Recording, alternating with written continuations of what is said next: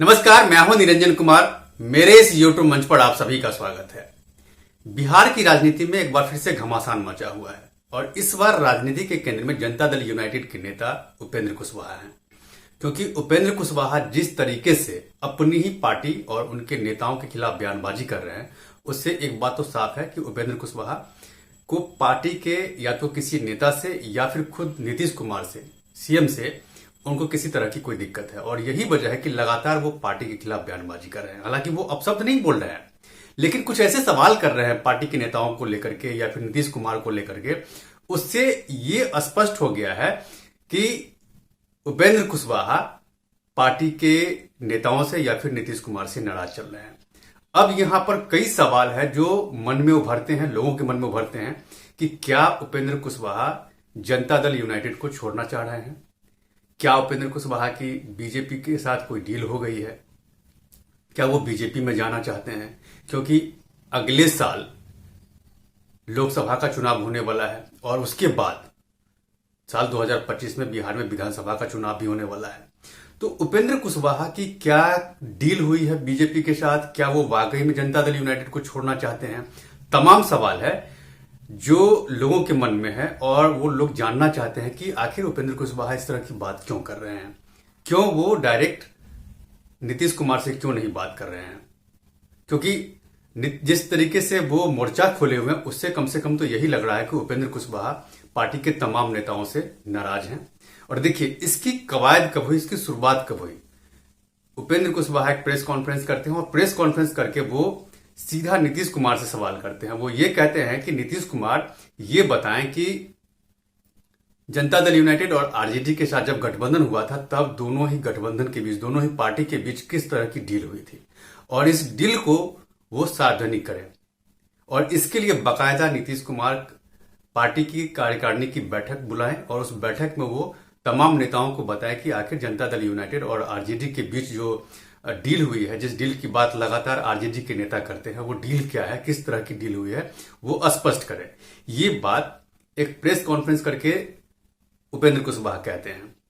अब इस बात को बल इसलिए भी मिलता है क्योंकि गाहे बगाहे राष्ट्रीय जनता दल के जो नेता हैं, वो लोग कहते हैं कि जो डील हुई थी जनता दल यूनाइटेड और आरजेडी के साथ, जो डील हुई थी गठबंधन के समय में, उस डील पर धीरे धीरे नीतीश कुमार आगे बढ़ रहे हैं या फिर पार्टी आगे बढ़ रही है। ये बात आरजेडी के नेताओं की तरफ से अक्सर उठाए जाते हैं और इसी चीज को उपेंद्र कुशवाहा मुद्दा बनाए हुए हैं कि आखिर दोनों ही पार्टी के नेताओं के बीच क्या डील हुई है। वो डील को एक राष्ट्रीय कार्यकारिणी की बैठक बुलाएं और उस बैठक में तमाम नेताओं के बीच वो नीतीश कुमार क्लियर करे अपना स्टैंड कि आखिर वो डील क्या हुई है। और देखिए, ये इसलिए भी इस बात को बल मिलता है क्योंकि नीतीश कुमार भी कई जगह, कई मंच से वो कह चुके हैं कि साल 2025 का जो बिहार में विधानसभा चुनाव होगा, वो तेजस्वी यादव के नेतृत्व में लड़ा जाएगा। ये बात नीतीश कुमार कई बार कह चुके हैं और उन्होंने ये भी कहा था कि अब इन्हीं लोगों को आगे बढ़ाना है। तो यहां पर ये बात पार्टी के नेताओं को या फिर उपेंद्र कुशवाहा को ये बात तो लगेगी ही कि आखिर क्या बात है। दूसरी तरफ ये भी है कि कई बार ये भी सवाल आया कि क्या जनता दल यूनाइटेड का विलय आरजेडी में हो जाएगा? ये भी है। अगर हो जाएगा तो बाकी नेताओं का क्या होगा जो इतने साल से लगे हुए हैं?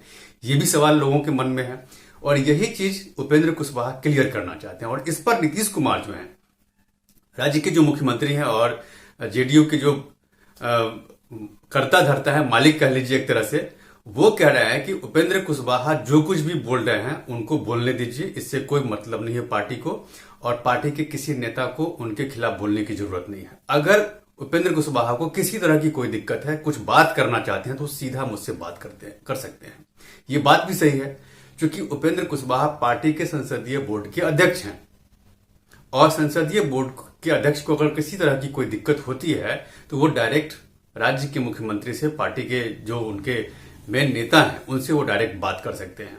तो यहां पर नीतीश कुमार भी सही है कि वो डायरेक्ट मुझसे बात कर सकते हैं। वो कहीं पर जाकर के क्या बोल रहे हैं उसके बारे में हमें जवाब देने की जरूरत नहीं है और न ही पार्टी का कोई दूसरा नेता उपेंद्र कुशवाहा के कोई भी बयान होंगे उस पर कोई जवाब देगा। ये बात नीतीश कुमार भी कह रहे हैं।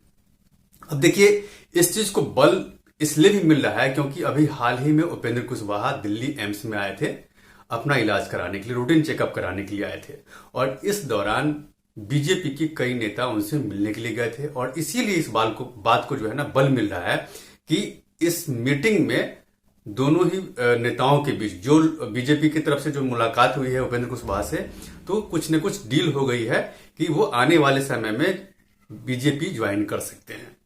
और देखिए, अगर उपेंद्र कुशवाहा बीजेपी ज्वाइन करते हैं तो ये कोई बहुत बड़ी बात नहीं है, क्योंकि उपेंद्र कुशवाहा इससे पहले भी बीजेपी में थे और उससे पहले जनता दल यूनाइटेड के नेता थे। तो उपेंद्र कुशवाहा इधर उधर जाते रहते हैं।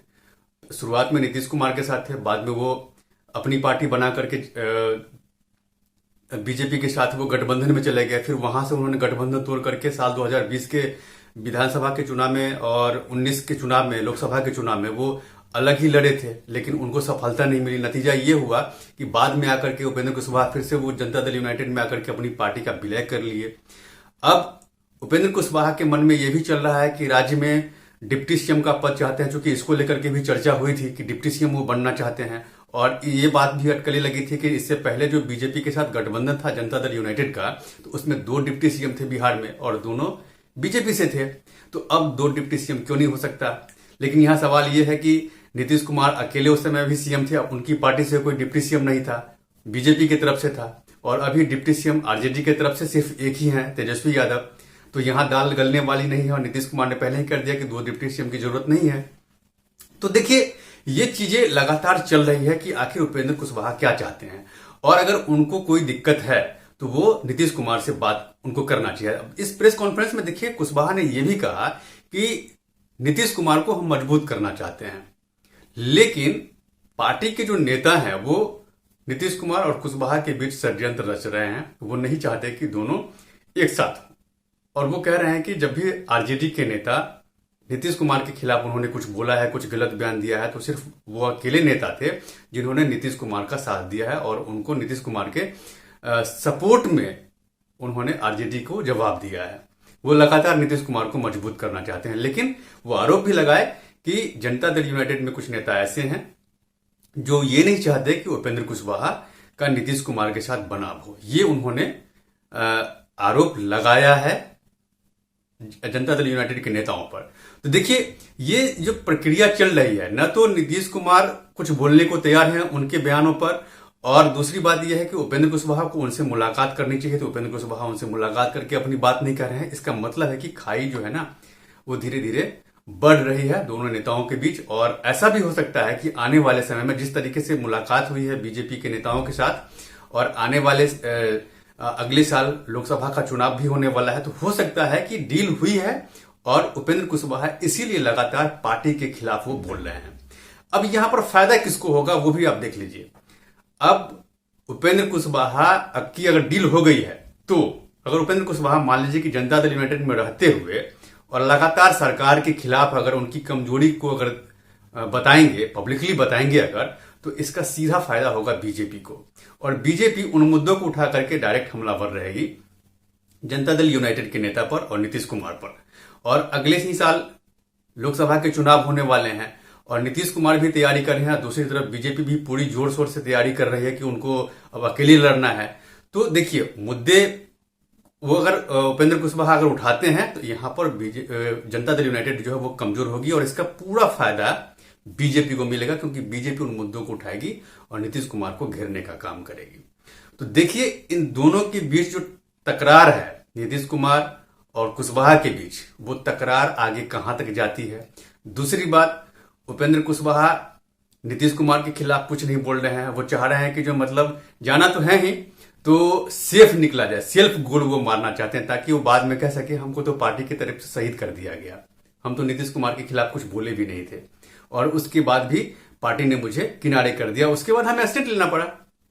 तो देखिए, ये जो चल रहा है सारी चीजें, वो कहां तक जाती है, उन सारी चीजों पे मेरी नजर बनी हुई है। आप मेरे साथ बने रहें, और अब तक अगर आपने मेरे इस यूट्यूब मंच को सब्सक्राइब नहीं किया है तो प्लीज सबसे पहले आप मेरे इस यूट्यूब मंच को सब्सक्राइब कीजिए, लाइक, शेयर और कमेंट जरूर कीजिए। इसमें कमेंट बॉक्स है जहां जाकर के आप इस मुद्दे से रिलेटेड अपने सवाल कर सकते हैं, जिसका जवाब मैं आपको दूंगा। तब तक के लिए धन्यवाद।